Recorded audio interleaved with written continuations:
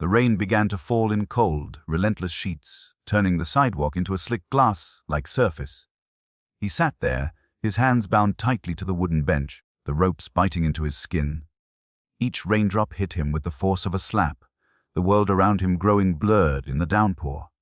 His heart pounded, a steady drumbeat in his chest. He could hear the distant sound of cars rushing by, their tires slapping against the wet asphalt, but none of that mattered. He was alone.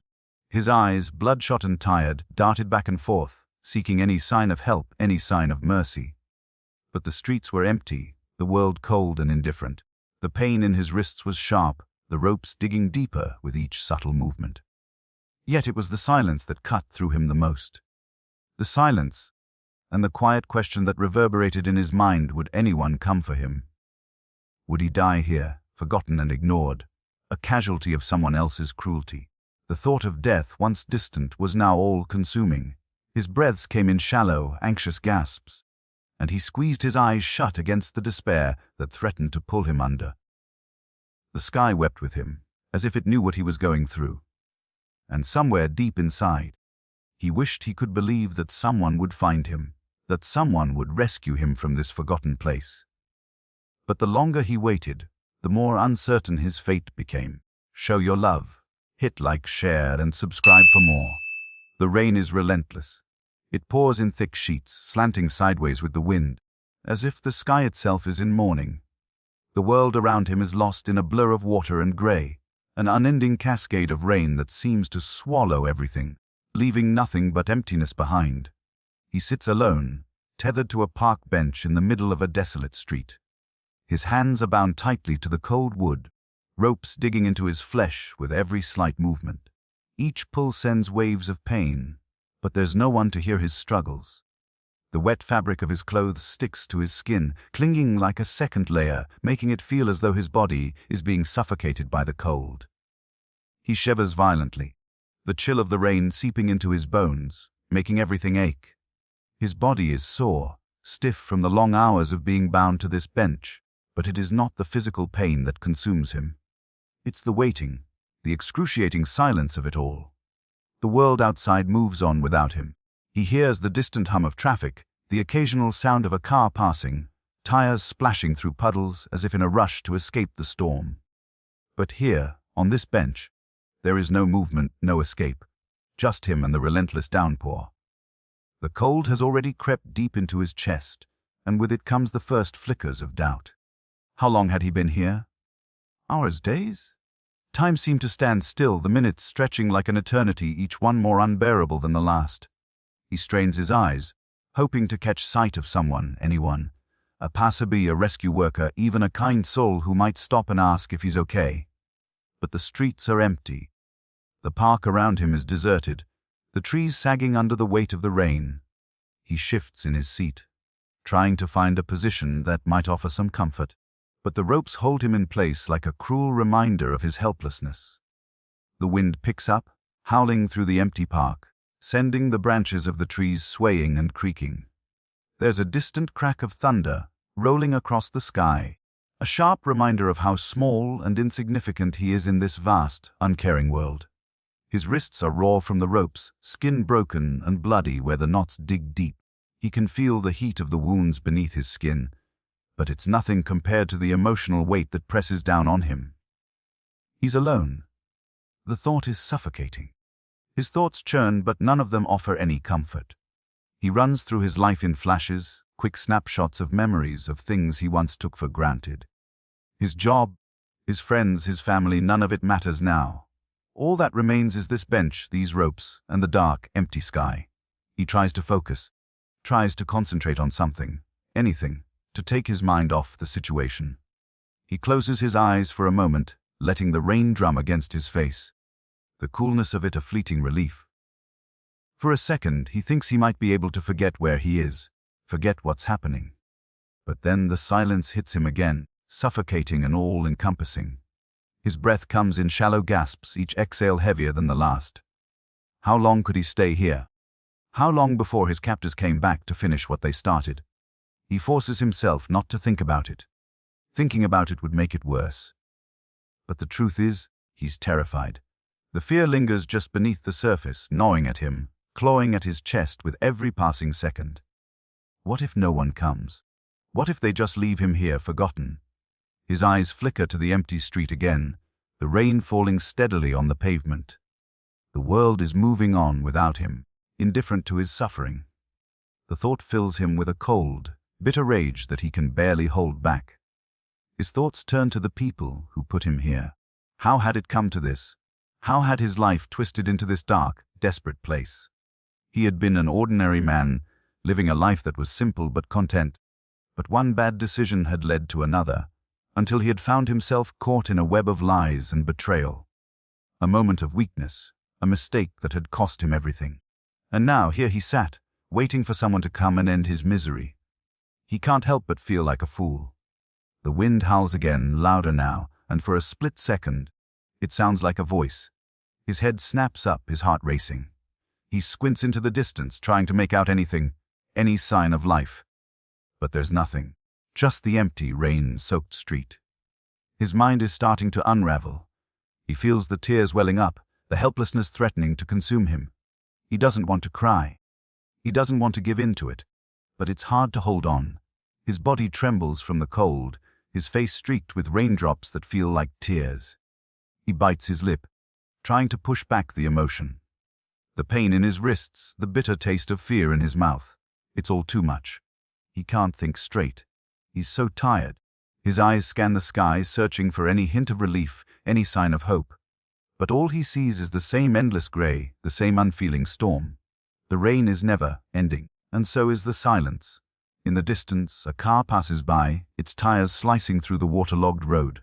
For a moment, he thinks he hears something else, a sound of footsteps, faint but distinct. His heart leaps in his chest. Someone is coming. Someone must have heard him. He tugs at the ropes again, desperately. His wrists scream in protest, but he ignores the pain. He pulls harder, each movement a desperate plea for freedom. But as the footsteps draw nearer, the car fades from view, and once again there is nothing. The footsteps were a figment of his imagination, a cruel mirage in the storm. He slumps against the bench, defeated. The rain falls harder now, almost as if mocking him. The world is indifferent to his suffering, and he is left with nothing but his own thoughts in the dark, unfeeling sky. He stares at the ground, the concrete slick beneath his feet. The air is thick with the scent of wet earth, the familiar smell of a storm, of something old and forgotten. It's as though the entire world is washing away, cleansing itself of the things that no longer matter. And in that moment he feels small, a tiny speck in a world too large, too busy to notice him. He can't help it. He lets out a choked sob, a release of all the fear, the frustration, the anger. The sound is drowned out by the rain, lost in the storm, but it doesn't matter. He's alone, and there's no one left to hear him. And so he waits, and waits. The rain hasn't stopped, but the ache in his limbs has grown unbearable. Every inch of his body feels as though it has been torn apart and reassembled in jagged pieces. He can feel the sting of the ropes on his wrists, the deep, raw abrasions where the fibers have cut into his skin. It is pain he is learning to live with. But more than that, it is the suffocating weight of time that is eating at him. Every passing minute is another slice of his dignity. Each second feels like a betrayal. He is tired, but he won't let it consume him.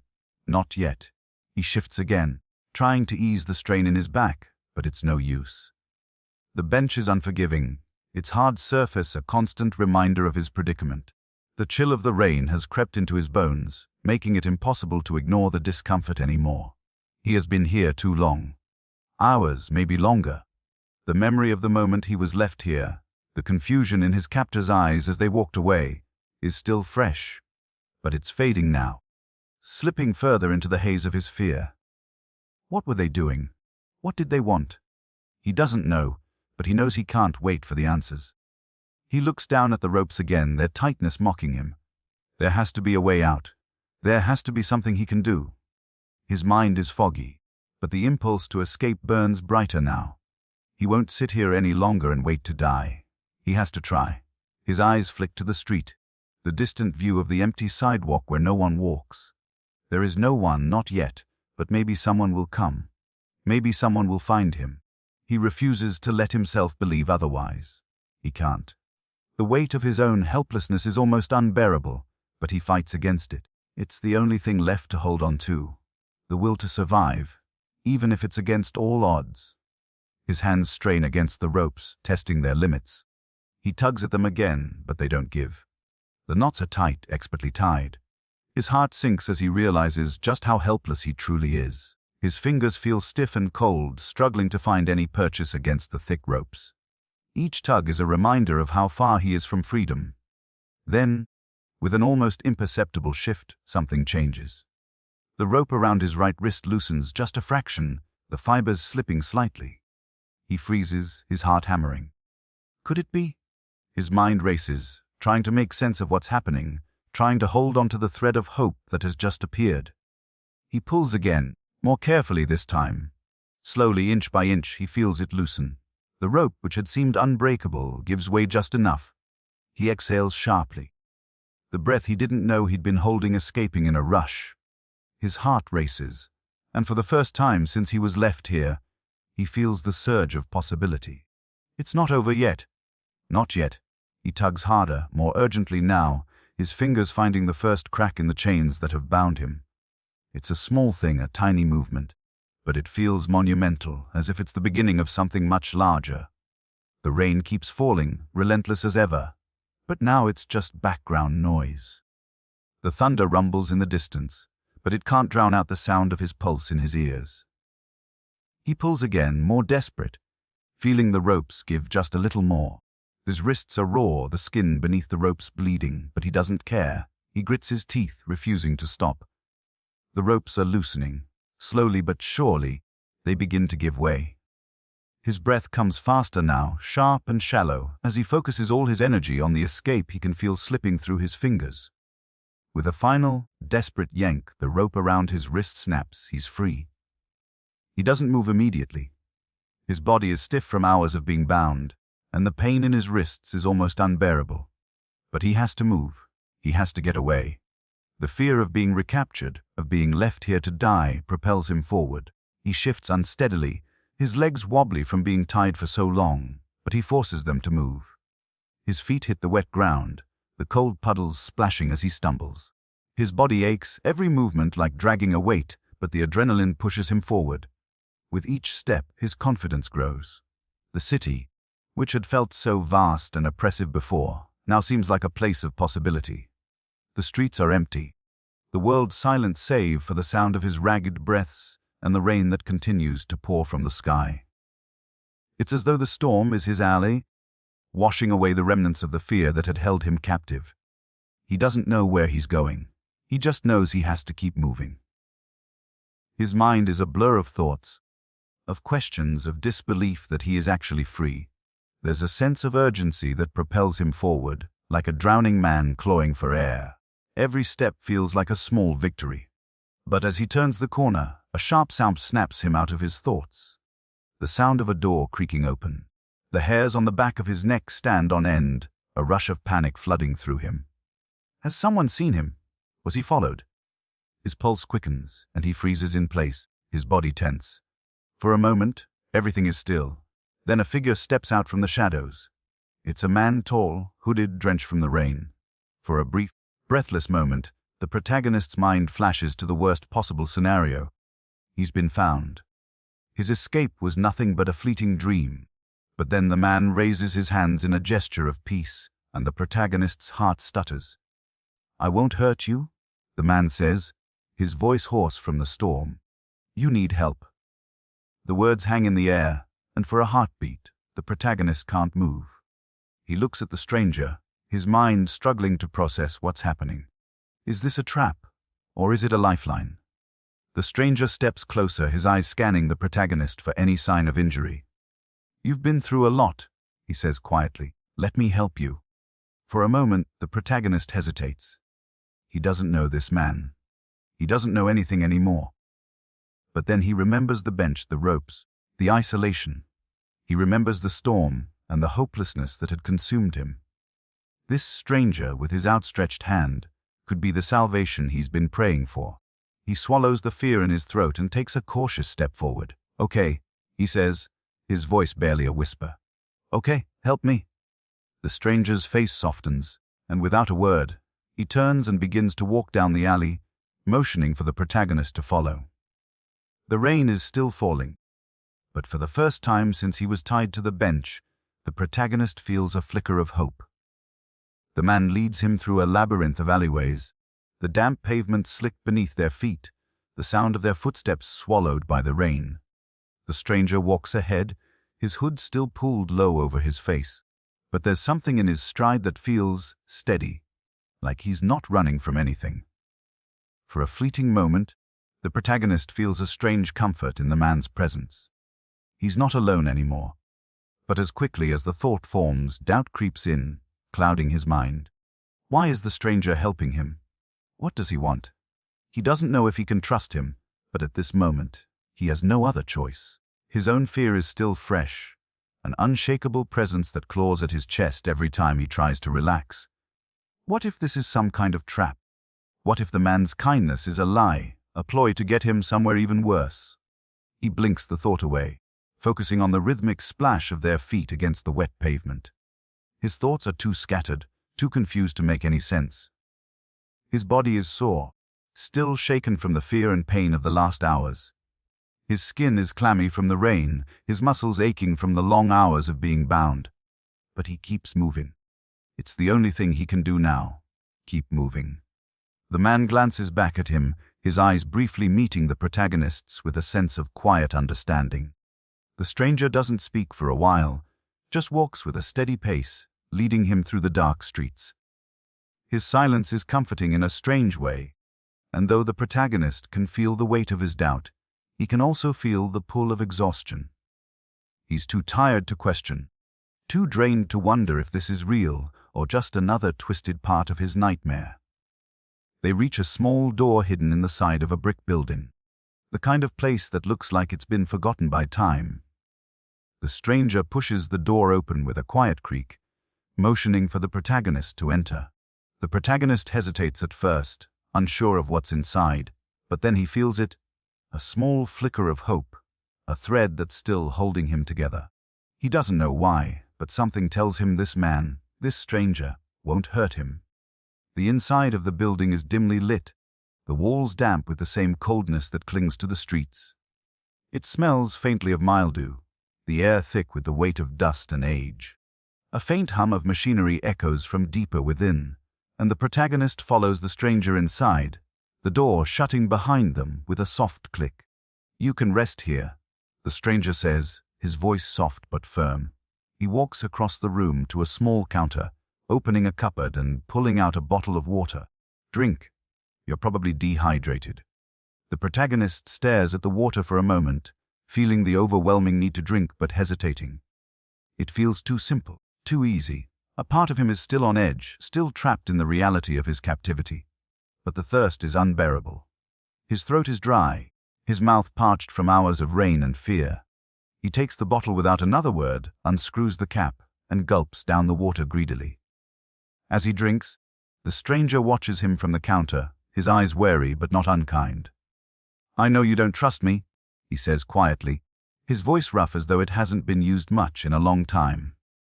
"But I'm not here to hurt you. I just want to help." The protagonist sets the bottle down, wiping his mouth with the back of his hand. His gaze flickers to the stranger, studying him. The man is tall, his features hidden mostly by the shadows. But there's something in his eyes. Something that doesn't feel dangerous, though the protagonist can't place it. His heart races for a second, unsure if he should ask more, if he should demand answers. But then he remembers what it was like out there, alone, tied to the bench, waiting for something to happen. He can't afford to turn his back on any chance of safety, not now. The protagonist pauses, unsure how to continue. "Why are you helping me?"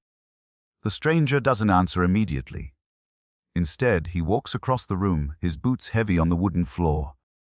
He takes a seat in the corner, his gaze fixed on the protagonist. His silence speaks volumes.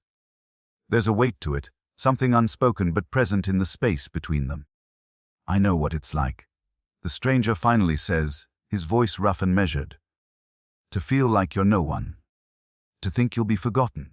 I've been there. The protagonist looks at him, confused. What do you mean? What's your story? The stranger leans back, folding his arms across his chest. His eyes darken slightly, as if a painful memory has resurfaced. I've lost people. A lot of people. I used to be like you, just trying to survive, trying to make it through. I've been left behind before. But one day, I realized that if I didn't help someone else, I'd just become another part of the problem. And I wasn't going to let that happen. The protagonist absorbs the words, each one heavier than the last. The man's story doesn't make sense yet, but there's an undeniable truth in his voice. Something that resonates with the protagonist's own sense of loneliness, his own sense of being lost. Why me? The protagonist asks, the question lingering in the air. Why did you help me? The stranger exhales, his breath steady but heavy. Because I can. Because you were left to die. And I know what that feels like. The room is silent for a long time. The protagonist stands there, his eyes meeting the stranger's, and for the first time since he was left tied to that bench, he feels a small flicker of understanding. It's like they share something unsaid, a bond that was forged in shared pain and survival. The protagonist doesn't know if he's ready to trust yet, but at this moment, he knows he has no choice. He can't do this alone. What now? The protagonist finally asks, his voice hesitant, still wrapped in uncertainty. The stranger stands, his posture firm and purposeful. Now, you get some rest. Tomorrow, we get out of here. But we need to lay low. There are people looking for you. I'll protect you, but you need to trust me. The protagonist nods slowly, though doubt still lingers in his chest like a shadow. But the strange sense of camaraderie, however brief, pushes him to follow. The man's promise of protection is a fragile thread, but for now it's enough. The stranger walks to the back of the room and opens a small door, revealing a cot, a thin blanket draped over it. Rest here. You need it. The protagonist moves toward the cot slowly, each step a mix of exhaustion and disbelief. It feels so simple, too simple, almost. But the weight of everything he's been through is pulling him down. He can't fight it anymore. The exhaustion catches up to him in an overwhelming rush, and before he even knows it, he's lying down, the cool, thin blanket pulled over him. The rain continues to pour outside, but inside, the quiet hum of the building and the stranger's steady presence offer a brief respite. For the first time in what feels like forever, the protagonist closes his eyes, letting the world fade into sleep. The rain outside is no longer a soothing backdrop. It's a constant, dissonant reminder of the world beyond the safety of the room. The quiet hum of the building, once a lullaby to the protagonist's battered mind, now feels heavier, the silence oppressive in its own way. He lies on the cot, staring at the ceiling. The thin blanket wrapped around him like a fragile shield against the world. The warmth of sleep teases him, but his mind refuses to let go of the tension, the lingering questions. What now? The stranger's words echo in his ears, promises of protection, but something still doesn't sit right. He has helped him, yes, but at what cost? Why is he offering this help, when every instinct in the protagonist's gut tells him that nothing in life comes without a price? Sleep tugs at him again, the exhaustion weighing his body down, but before he can fully give in, a soft creak of the door opening stirs him awake. He blinks into the dim light of the room. Disoriented, but the figure standing in the doorway is unmistakable. It's the stranger, his expression unreadable, but something in his eyes, something darker, catches the protagonist's attention. There's an underlying tension in the air, an undercurrent of unspoken thoughts. You've been asleep for hours, the stranger says, his voice unusually flat. We need to move soon. But first, I need to tell you something. The protagonist sits up slowly, the fatigue dragging at his limbs, but he does as he's told. Something about the stranger's tone makes his pulse quicken. There's something more. I don't know if you've realized yet. The stranger continues, stepping into the room and shutting the door behind him. But you're not the only one who's been left behind. The words settle in the space between them like a thick fog. The protagonist's brow furrows, confusion knitting his face. He sits up straighter now, no longer thinking of sleep, no longer thinking of the safety he's found in this dimly lit room. Instead, his mind sharpens, his body tense. "What are you talking about?" he asks, his voice low, cautious. The stranger's lips press into a thin line as he moves to the side of the room, glancing out the small, grimy window. "There are people looking for you," he begins. "People who think you know something, people who think you're involved in something you're not. But more importantly, you're tangled up in a mess far bigger than you realize. And there are others, people who are tracking me too." The protagonist's heart races in his chest, the weight of the stranger's words pressing down on him, suffocating him in their truth. The room, once a sanctuary, now feels like a trap. "Who are they?" the protagonist asks, his voice coming out more strained than he means it to. "What do you want from me?" The stranger takes a deep breath, a silent struggle playing out on his face. He's not telling the whole truth. The protagonist knows it. There's something more, something he's holding back. But the stranger is quiet, his hands trembling just slightly as they grip the edge of the counter. "I didn't do this for free," the stranger finally admits, his voice barely above a whisper. "Nothing in life is free, kid. You're in debt to me now. And the debt, well, it's not something you can easily repay." The protagonist's stomach twists into a knot, but his voice stays steady. Though his hands tremble slightly as he sits up further, his eyes fixed on the stranger. "What do you mean? What are you asking of me?" The stranger hesitates for a moment longer, his eyes hardening. "You've seen what I can do. You've seen how I helped you. But if you want out of this alive, you'll do what I say. You'll help me take care of some unfinished business. People are looking for us. Well, for me. And I need someone to make sure they don't find us first. I've got the skills, but you'll have to make the connections. I can't do it alone." The words hang between them, like the space between breaths. The protagonist blinks, trying to digest the weight of the revelation. His body stiffens with apprehension, his mind racing to make sense of it all. This isn't just about survival anymore. This is something far more complicated, and now he's caught in the middle of it. "You're asking me to help you," the protagonist says slowly, the realization dawning on him. "You want me to be part of whatever this is." The stranger's eyes narrow, his lips curling into something like a half-smile, but it doesn't reach his eyes. "I'm asking you to survive, kid. And to do that, you need to do more than just stay out of sight. You need to help me clear the way. You need to help me find the people who are hunting me, and you, and end it. Now, I know it's not exactly what you wanted, but you don't have any other options. Trust me." The words sink deep, each one more suffocating than the last. The protagonist sits there for a long moment, trying to make sense of it. His chest feels tight, and for the first time in what seems like forever, he feels completely out of control. "This isn't what I signed up for," the protagonist says, his voice low and full of disbelief. The stranger's eyes flicker with something like pity, but it's gone in an instant. "You don't have the luxury of signing up for anything right now," he says softly, his voice almost a murmur. "You're already in it. You just don't know the cost yet." The protagonist's mind reels. He's been thrust into something he doesn't understand, something much bigger than he could have imagined. The stranger is offering him a lifeline, yes, but it comes at a price. And the weight of that price is starting to settle on his shoulders like a heavy stone. "So, what now?" the protagonist asks, his voice tired but resolute. "What do we do?" The stranger's gaze sharpens, his expression hardening as he steps forward, closer to the protagonist. "We move. We go to where they're hiding, and we get the answers. No more running, no more waiting. It's time to take back control." The protagonist stands slowly, a flicker of uncertainty clouding his features. His body aches from the exhaustion, but his mind is awake, alert. He's in this now. There's no turning back. He has no choice but to go along with it, to follow the stranger into whatever nightmare lies ahead. But there's something else stirring inside him now, something deep, a spark of resolve. He's been a victim long enough. As they walk toward the door, the protagonist feels a quiet determination settle into his chest. He might not have signed up for this, but he's here now, and he'll do whatever it takes to make it out alive.